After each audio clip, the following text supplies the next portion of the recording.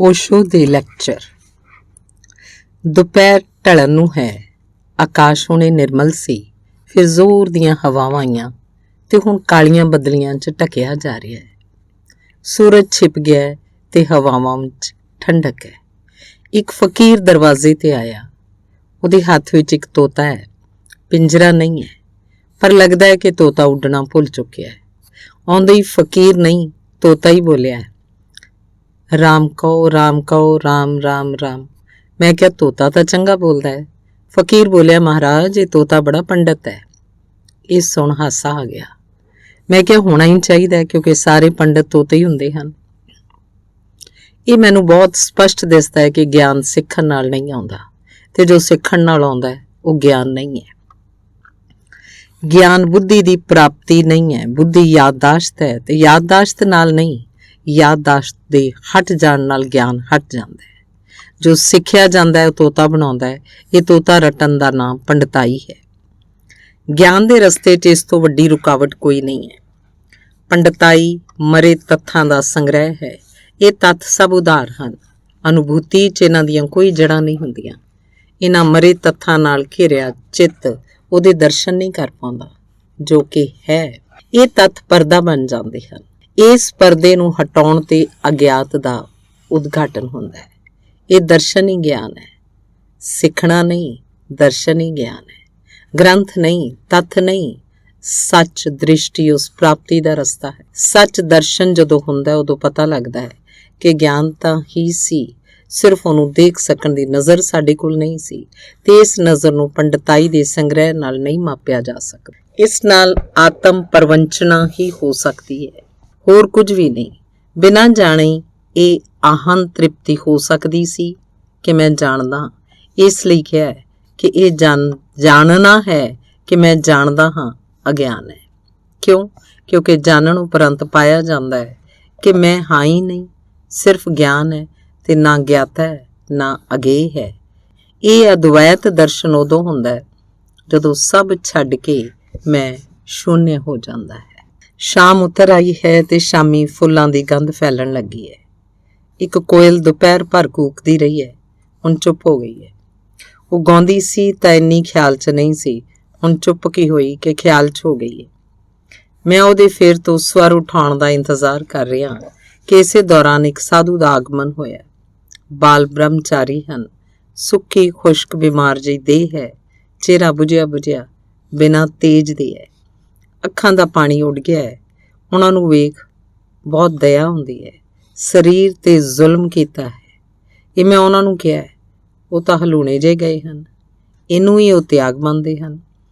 ਬਿਮਾਰੀ ਜਿਵੇਂ ਅਧਿਆਤਮਕ ਹੈ, ਕੁਰੂਪਤਾ ਤੇ ਵਿਕ੍ਰਿਤੀ ਜਿਵੇਂ ਯੋਗ ਹੈ, ਅਸੁੰਦਰਤਾ ਨੂੰ ਸਾਧਨਾ ਹੀ ਜਿਵੇਂ ਸਾਧਨਾ ਹੈ।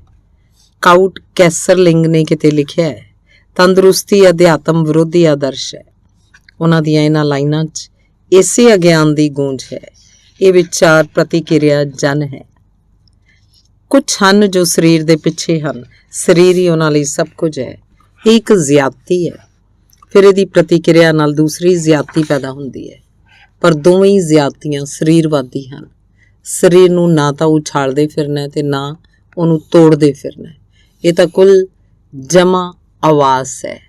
ਉਹਦਾ ਤੰਦਰੁਸਤ ਤੇ ਚੰਗਾ ਹੋਣਾ ਜ਼ਰੂਰੀ ਹੈ। ਅਧਿਆਤਮਕ ਜੀਵਨ ਤੰਦਰੁਸਤ ਵਿਰੋਧੀ ਨਹੀਂ ਹੈ। ਉਹ ਤਾਂ ਪੂਰਨ ਤੰਦਰੁਸਤੀ ਹੈ। ਉਹ ਤਾਂ ਇੱਕ ਲੈ ਯੁਕਤ ਸੰਗੀਤਪੂਰਨ ਸੁੰਦਰਤਾ ਦੀ ਸਥਿਤੀ ਦਾ ਹੀ ਸਮਾਨ ਅਰਥਕ ਹੈ। ਸਰੀਰ ਦਮਨ ਅਧਿਆਤਮ ਨਹੀਂ ਹੈ। ਉਹ ਤਾਂ ਸਿਰਫ ਭੋਗਵਾਦੀ ਬਿਰਤੀਆਂ ਦਾ ਸ਼ੀਰਸ਼ ਸ਼ਾਸਨ ਹੈ। ਉਹ ਤਾਂ ਭੋਗ ਦੀ ਪ੍ਰਤੀਕਿਰਿਆ ਮਾਤਰ ਹੈ। ਉਸ 'ਚ ਗਿਆਨ ਨਹੀਂ। ਅਗਿਆਨ ਤੇ ਆਤਮ ਹਿੰਸਾ ਹੈ। ਉਹ ਵ੍ਰਿਤੀ ਹਿੰਸਕ ਹੈ। ਉਸ 'ਚ ਕੋਈ ਕਿਤੇ ਨਹੀਂ ਪਹੁੰਚਦਾ। ਸਰੀਰ ਦਾ ਦਮਨ ਨਹੀਂ ਕਰਨਾ। ਉਹ ਤਾਂ ਵਿਚਾਰਾ ਸਿਰਫ ਉਪਕਰਨ ਹੈ ਤੇ ਅਨੁਗਾਮੀ ਹੈ। ਉਹ ਤਾਂ ਮੈਂ ਜਿਹਾ ਹਾਂ ਉਹੋ ਜਿਹਾ ਹੀ ਹੋ ਜਾਣਾ। ਮੈਂ ਵਾਸ਼ਨਾ ਵਿੱਚ ਹਾਂ, ਉੱਥੇ ਸਾਥ ਦਿੰਦਾ ਹੈ। ਮੈਂ ਸਾਧਨਾ 'ਚ ਹੋ ਜਾਵਾਂ ਤਾਂ ਉੱਥੇ ਸਾਥੀ ਹੋ ਜਾਂਦਾ ਹੈ। ਉਹ ਮੇਰੇ ਪਿੱਛੇ ਹੈ। ਤਬਦੀਲੀ ਉਸ 'ਚ ਨਹੀਂ, ਉਹ ਜਿਹਦੇ ਪਿੱਛੇ ਹੈ ਉਸ ਵਿੱਚ ਕਰਨਾ ਹੈ। ਧੰਨਵਾਦ। ਮੈਂ ਸ਼ਾਂਤੀ, ਆਨੰਦ ਤੇ ਸ਼ਕਤੀ ਦੀਆਂ ਗੱਲਾਂ ਕਰ ਰਿਹਾ। ਜੀਵਨ ਦੀ ਉਹੀ ਕੇਂਦਰੀ ਖੋਜ ਹੈ। ਉਹ ਪੂਰੀ ਨਾ ਹੋਵੇ ਤਾਂ ਜੀਵਨ ਬੇਅਰਥ ਹੋ ਜਾਂਦਾ ਹੈ। ਕੱਲ ਇਹ ਕਹਿ ਰਿਹਾ ਸਾਂ ਕਿ ਇੱਕ ਯੁਵਕ ਨੇ ਪੁੱਛਿਆ ਸੀ ਕੀ ਸਾਰਿਆਂ ਨੂੰ ਮੋਕਸ਼ ਮਿਲ ਸਕਦਾ ਹੈ, ਤੇ ਜੇ ਮਿਲ ਸਕਦਾ ਹੈ ਤੇ ਫਿਰ ਮਿਲ ਕਿਉਂ ਨਹੀਂ ਜਾਂਦਾ। ਇੱਕ ਕਹਾਣੀ ਮੈਂ ਉਹਨੂੰ ਕਹੀ। ਗੌਤਮ ਬੁੱਧ ਦੇ ਕੋਲੋਂ ਵੀ ਕਿਸੇ ਪ੍ਰਭਾਤ ਕਿਸੇ ਵਿਅਕਤੀ ਨੇ ਹੀ ਪ੍ਰਸ਼ਨ ਪੁੱਛਿਆ ਸੀ। ਉਹਨਾਂ ਨੇ ਕਿਹਾ ਸੀ ਕਿ ਜਾਓ ਤੇ ਨਗਰ 'ਚ ਪੁੱਛ ਕੇ ਆਓ ਕਿ ਜੀਵਨ 'ਚ ਕੌਣ ਕੀ ਚਾਹੁੰਦਾ ਹੈ। ਉਹ ਵਿਅਕਤੀ ਘਰ ਘਰ ਗਿਆ ਤੇ ਸ਼ਾਮੀ ਥੱਕਿਆ ਟੁੱਟਿਆ ਇੱਕ ਫਹਿਰਿਸਤ ਲੈ ਕੇ ਮੁੜਿਆ। ਕੋਈ ਯਸ਼ ਚਾਹੁੰਦਾ ਹੈ, ਕੋਈ ਪਦ ਚਾਹੁੰਦਾ, ਕੋਈ ਧਨ ਗੌਰਵ ਸਮਰਿੱਧੀ, ਪਰ ਮੁਕਤੀ ਦਾ ਚਾਹਵਾਨ ਤਾਂ ਕੋਈ ਵੀ ਨਹੀਂ ਸੀ। ਬੁੱਧ ਬੋਲੇ ਸਨ ਕਿ ਹੁਣ ਬੋਲੋ, ਹੁਣ ਪੁੱਛੋ। ਮੋਕਸ਼ ਤਾਂ ਹਰੇਕ ਨੂੰ ਮਿਲ ਸਕਦਾ ਹੈ, ਉਹ ਤਾਂ ਹੈ ਹੀ, ਪਰ ਤੁਸੀਂ ਇੱਕ ਵਾਰ ਉਸ ਵੱਲ ਦੇਖੋ ਵੀ ਤਾਂ। ਅਸੀਂ ਤਾਂ ਉਸ ਵੱਲ ਪਿੱਠ ਕਰੀ ਖੜੇ ਹਾਂ। ਇਹੀ ਉੱਤਰ ਮੇਰਾ ਵੀ ਹੈ। ਮੋਕਸ਼ ਹਰੇਕ ਨੂੰ ਮਿਲ ਸਕਦਾ ਹੈ, ਜਿਵੇਂ ਹਰ ਇੱਕ ਬੀਜ ਪੌਦਾ ਹੋ ਸਕਦਾ ਹੈ। ਉਹ ਸਾਡੀ ਸੰਭਾਵਨਾ ਹੈ, ਪਰ ਸੰਭਾਵਨਾ ਨੂੰ ਵਾਸਤਵਿਕਤਾ 'ਚ ਬਦਲਣਾ ਹੈ। ਇੰਨਾ ਮੈਂ ਜਾਣਦਾ ਕਿ ਬੀਜ ਨੂੰ ਦਰਖਤ ਬਣਾਉਣ ਦਾ ਇਹ ਕੰਮ ਕਠਿਨ ਨਹੀਂ ਹੈ। ਇੱਕ ਬਹੁਤ ਹੀ ਸਰਲ ਹੈ। ਬੀਜ ਮਿਟਣ ਨੂੰ ਰਾਜੀ ਹੋ ਜਾਏ ਤਾਂ ਅੰਕੁਰ ਉਸੇ ਪਲ ਆ ਜਾਂਦਾ ਹੈ। ਮੈਂ ਮਿਟਣ ਨੂੰ ਰਾਜੀ ਹੋਵਾਂ ਤਾਂ ਮੁਕਤੀ ਉਸੇ ਪਲ ਆ ਜਾਂਦੀ ਹੈ। ਮੈਂ ਬੰਧਨ ਹੈ, ਉਹ ਗਿਆ ਕਿ ਮੋਕਸ਼ ਹੈ।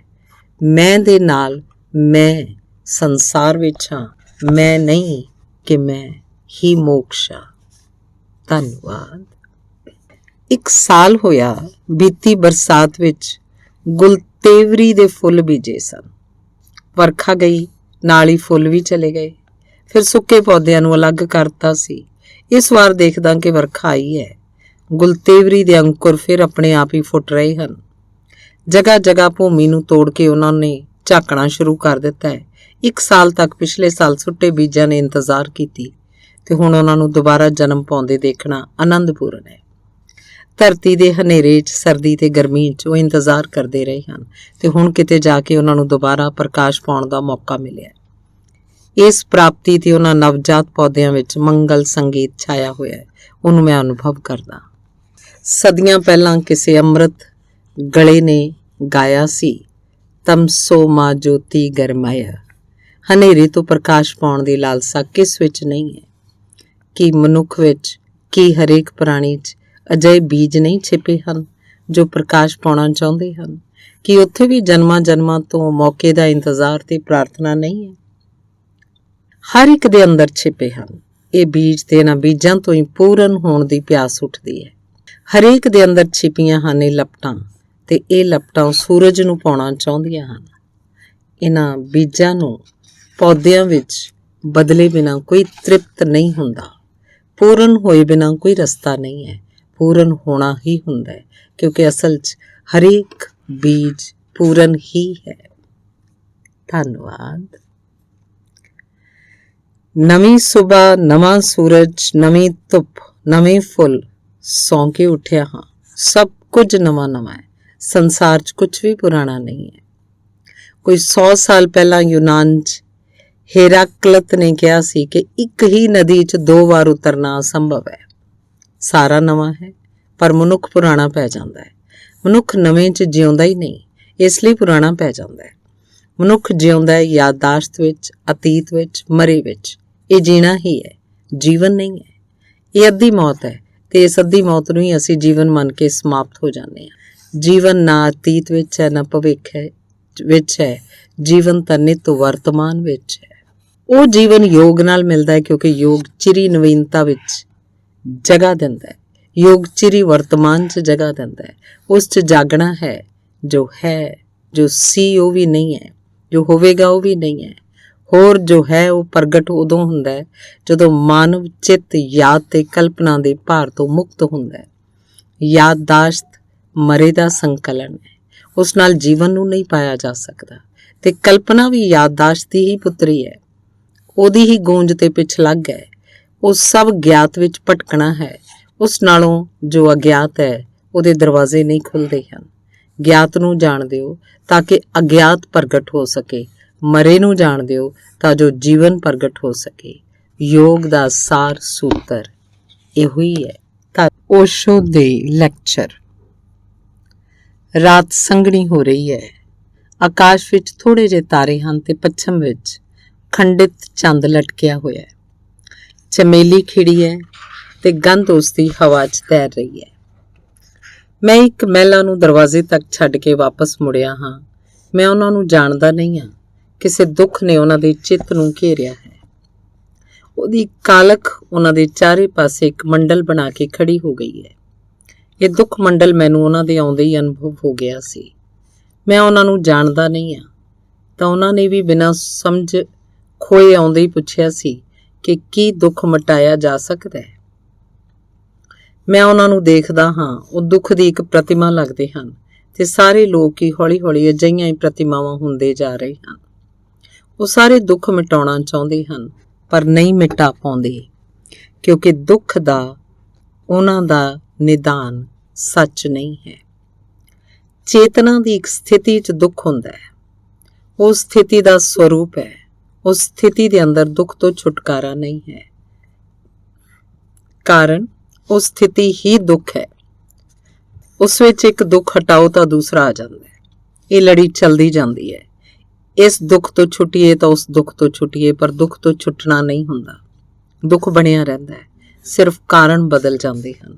ਦੁੱਖ ਤੋਂ ਸ਼ਕਤੀ ਪਾਉਣ ਨਾਲ ਨਹੀਂ, ਚੇਤਨਾ ਦੀ ਸਥਿਤੀ ਬਦਲਣ ਨਾਲ ਹੀ ਦੁੱਖ ਨਿਰੋਧ ਹੁੰਦਾ ਹੈ, ਦੁੱਖ ਮੁਕਤੀ ਹੁੰਦੀ ਹੈ। ਇੱਕ ਹਨੇਰੀ ਰਾਤ ਗੌਤਮ ਬੁੱਧ ਦੇ ਕੋਲ ਇੱਕ ਯੁਵਕ ਪਹੁੰਚਿਆ ਸੀ, ਦੁਖੀ, ਚਿੰਤਤ ਤੇ ਸੰਤਾਪਗ੍ਰਸਤ। ਉਹਨੇ ਜਾ ਕੇ ਕਿਹਾ ਸੀ, ਸੰਸਾਰ ਕਿਹੋ ਜਿਹਾ ਦੁੱਖ ਹੈ, ਕਹੀ ਪੀੜਾ ਹੈ। ਗੌਤਮ ਬੁੱਧ ਬੋਲੇ ਸਨ, ਮੈਂ ਜਿੱਥੇ ਹਾਂ ਉੱਥੇ ਆ ਜਾਓ। ਉੱਥੇ ਦੁੱਖ ਨਹੀਂ ਹੈ, ਉੱਥੇ ਸੰਤਾਪ ਨਹੀਂ ਹੈ। ਉਹ ਚੇਤਨਾ ਹੈ ਜਿੱਥੇ ਦੁੱਖ ਨਹੀਂ ਹੈ। ਇਸ ਚੇਤਨਾ ਦੇ ਲਈ ਹੀ ਬੁੱਧ ਬੋਲੇ ਸਨ, ਜਿੱਥੇ ਮੈਂ ਹਾਂ। ਮਨੁੱਖ ਦੀ ਚੇਤਨਾਵਾਂ ਦੀਆਂ ਦੋ ਸਥਿਤੀਆਂ ਹਨ, ਅਗਿਆਨ ਤੇ ਗਿਆਨ ਦੀ, ਪਰ ਤਾਲਮੇਲ ਦੀ ਤੇ ਸਵੈ ਬੋਧ ਦੀ। ਮੈਂ ਜਦੋਂ ਪਰ ਨਾਲ ਤਾਲਮੇਲ ਕਰ ਰਿਹਾ ਉਦੋਂ ਤੱਕ ਦੁੱਖ ਹੈ। ਇਹ ਪਰ ਬੰਧਨ ਹੀ ਦੁੱਖ ਹੈ। ਪਰ ਤੋਂ ਮੁਕਤ ਹੋ ਕੇ ਸਵੈ ਨੂੰ ਜਾਣਨਾ ਤੇ ਸਵੈ 'ਚ ਹੋਣਾ ਦੁੱਖ ਨਿਰੋਧ ਹੈ। ਮੈਂ ਹੁਣੇ ਮੈਂ ਨਹੀਂ ਹਾਂ, ਇਸ ਨਾਲ ਦੁੱਖ ਹੈ, ਤੇ ਮੈਂ ਜਦੋਂ ਅਸਲ 'ਚ ਮੈਂ ਹੁੰਦਾ ਹਾਂ ਉਦੋਂ ਦੁੱਖ ਮਿਟਦਾ ਹੈ। ਧੰਨਵਾਦ। ਆਕਾਸ਼ ਅੱਜ ਤਾਰਿਆਂ ਨਾਲ ਨਹੀਂ ਭਰਿਆ। ਕਾਲੀਆਂ ਬੱਦਲੀਆਂ ਘਿਰੀਆਂ ਹੋਈਆਂ ਹਨ ਤੇ ਰੁਕ-ਰੁਕ ਕੇ ਕਣੀਆਂ ਪੈ ਰਹੀਆਂ ਹਨ। ਰਾਤ ਰਾਣੀ ਦੇ ਫੁੱਲ ਖਿੜ ਗਏ ਹਨ ਤੇ ਹਵਾਵਾਂ ਸੁਗੰਧਿਤ ਹੋ ਗਈਆਂ ਹਨ। ਮੈਂ ਹਾਂ ਅਜਿਹਾ ਕਿ ਜਿਵੇਂ ਨਹੀਂ ਹੀ ਹਾਂ, ਤੇ ਨਾ ਹੀ ਹੋ ਕੇ ਹੋਣਾ ਪੂਰਨ ਹੋ ਗਿਆ ਹੈ। ਇੱਕ ਜਗਤ ਹੈ ਜਿੱਥੇ ਮੌਤ ਜੀਵਨ ਹੈ, ਜਿੱਥੇ ਖੋ ਜਾਣਾ ਪਾ ਜਾਣਾ ਹੈ। ਇੱਕ ਦਿਨ ਸੋਚਦਾ ਸੀ ਬੂੰਦ ਨੂੰ ਸਾਗਰ 'ਚ ਗਿਰਾ ਦੇਣਾ ਹੈ, ਹੁਣ ਪਾਉਂਦਾ ਕਿ ਇਹ ਤਾਂ ਸਾਗਰ ਹੀ ਬੂੰਦ 'ਚ ਡਿੱਗ ਪਿਆ ਹੈ। ਮਨੁੱਖ ਦਾ ਹੋਣਾ ਹੀ ਉਹਦਾ ਬੰਧਨ ਹੈ, ਉਹਦਾ ਸ਼ੂਨਯ ਹੋਣਾ ਮੁਕਤੀ ਹੈ। ਇਹ ਹੋਣ ਦੀ ਗੰਢ ਬੇਅਰਥੀ ਭਟਕਾਉਂਦੀ ਹੈ ਤੇ ਸ਼ੂਨਯ ਹੋਣ ਦਾ ਡਰ ਪੂਰਨ ਹੋਣ ਤੋਂ ਰੋਕਦਾ ਹੈ। ਜਦੋਂ ਤੱਕ ਨਾ ਕੁਝ ਹੋਣ ਦੀ ਤਿਆਰੀ ਨਹੀਂ ਹੈ, ਉਦੋਂ ਤੱਕ ਮਨੁੱਖ ਨਾ ਕੁਝ ਹੀ ਬਣਿਆ ਰਹਿੰਦਾ ਹੈ। ਮੌਤ ਵਿੱਚ ਉਤਰਨ ਦਾ ਜਦੋਂ ਤੱਕ ਸਾਹਸ ਨਹੀਂ ਹੈ, ਉਦੋਂ ਤੱਕ ਮੌਤ ਵਿੱਚ ਹੀ ਭਟਕਣਾ ਹੁੰਦੀ ਹੈ।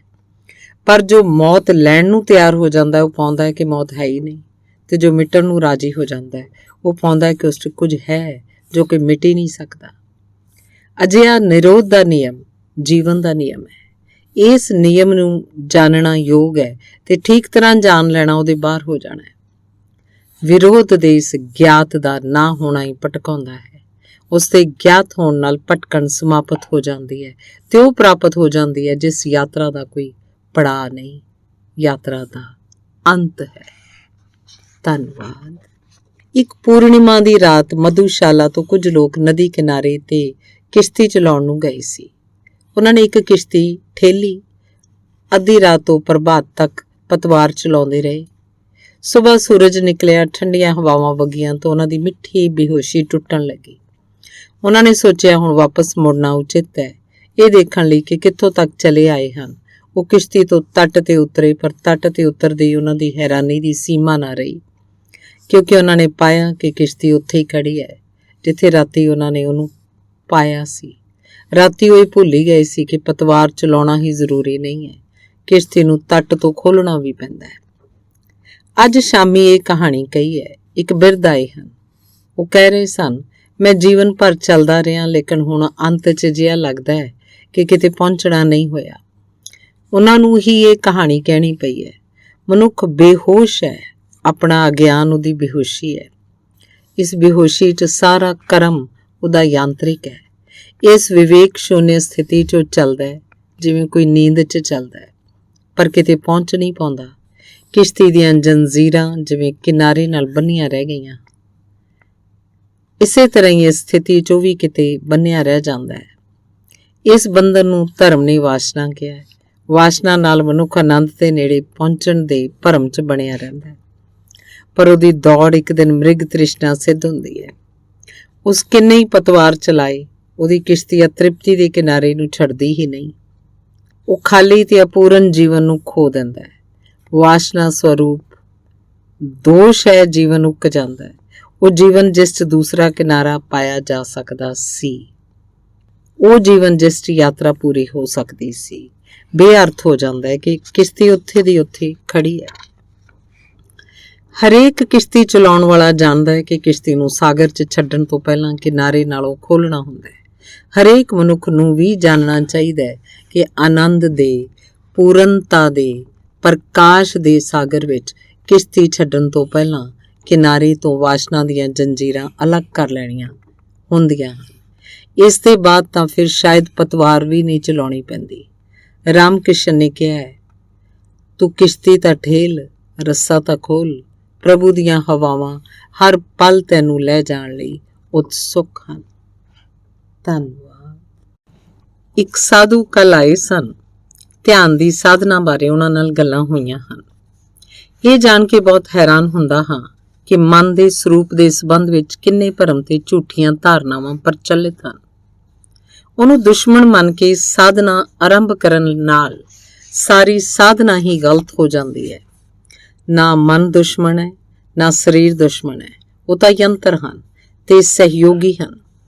ਚੇਤਨਾ ਉਹਨਾਂ ਦਾ ਜਿਹਾ ਉਪਯੋਗ ਕਰਨਾ ਚਾਹੀ ਕਰ ਸਕਦੀ ਹੈ। ਆਰੰਭ ਤੋਂ ਹੀ ਸ਼ਤਰੁਤਾ ਤੇ ਸੰਘਰਸ਼ ਦੀ ਬਿਰਤੀ ਦਮਨ ਕਰਦੀ ਹੈ ਤੇ ਨਤੀਜੇ ਵਜੋਂ ਸਾਰਾ ਜੀਵਨ ਜ਼ਹਿਰੀਲਾ ਹੋ ਜਾਂਦਾ ਹੈ।